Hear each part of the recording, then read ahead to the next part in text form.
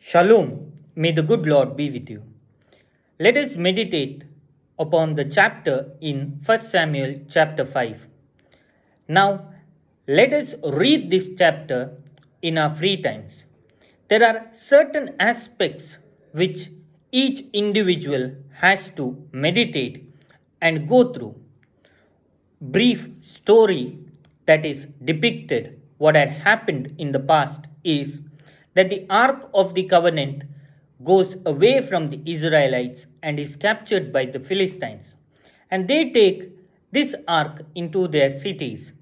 Now, what happens is because the ark is in the Philistines' cities, the punishment of the Lord is inflicted upon all the people of Philistines, their cities, and all the things around them is destroyed.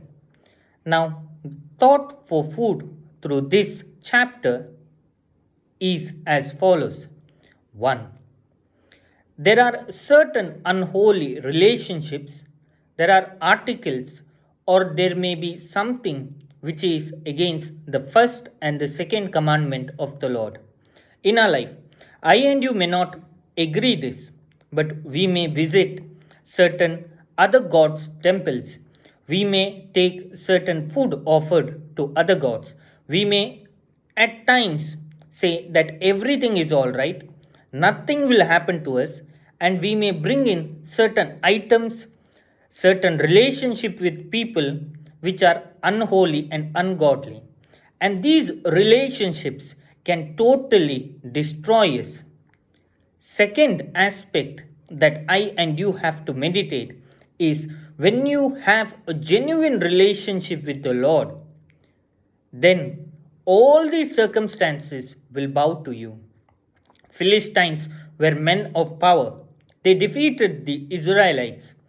They had sources, they had people who were able to find out that the Ark of the Covenant was inflicting punishment upon them.